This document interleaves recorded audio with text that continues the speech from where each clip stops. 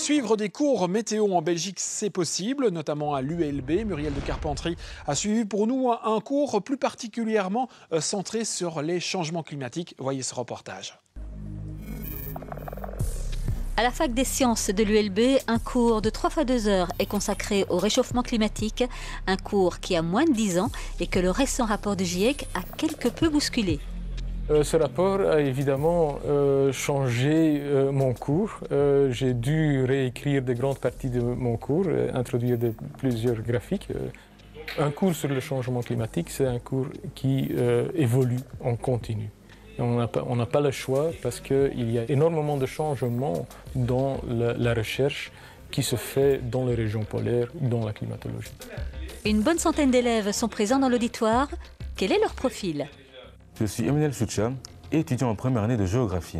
Alors moi c'est Midi Delporte, je sors d'un bac en architecture des jardins et du paysage et je suis actuellement en année passerelle gestion de l'environnement et du territoire. Moi je suis Jimmy Ababio, j'ai obtenu en juin dernier mon agrégation en sciences humaines, donc c'est-à-dire que je peux enseigner la géographie, l'histoire et les sciences sociales dans l'enseignement secondaire. Et que retiennent-ils de ces 6 heures de leçons ? On peut voir qu'à la fin du siècle, la température peut augmenter de 6 degrés, ce qui est vraiment beaucoup.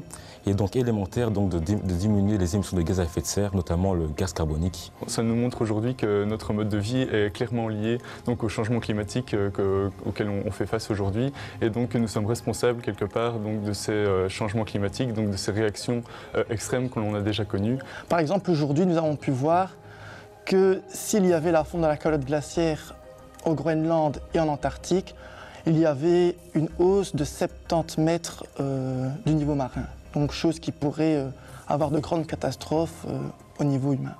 Considérons maintenant le système en équilibre, que toute l'énergie qui est irradiée par la surface sera donc retransmise vers l'espace, mais aussi vers la surface. Ben, on n'a que 2 fois sigma t exposant 4 sera égal à sigma ts exposant 4.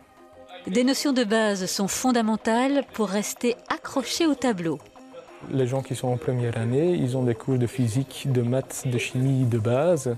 Et donc, ils sont considérés d'apprendre aussi cette matière.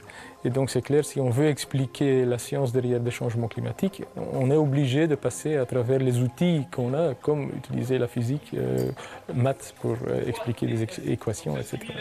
Dans cette optique, je compte devenir climatologue dans le but de trouver des solutions face au réchauffement climatique. Mon objectif donc c'est d'avoir d'être architecte paysagiste et d'avoir en plus ce regard sur le climat, donc sur aussi la gestion du territoire de demain et donc aussi sur l'environnement, comment l'environnement va évoluer en rapport donc avec les projets que l'on peut proposer dans le cadre de l'architecture paysagère. Donc ce cours me permettra d'enseigner la géographie à un public plus différent par rapport à celui que l'on retrouve actuellement dans l'école secondaire. Donc par exemple en haute école et autres.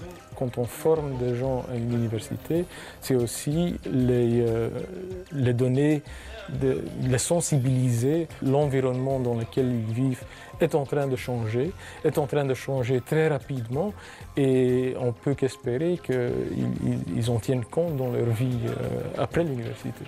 Le chapitre sur les changements climatiques est terminé. Dès la semaine prochaine, pour ces élèves, il sera question de la couche d'ozone.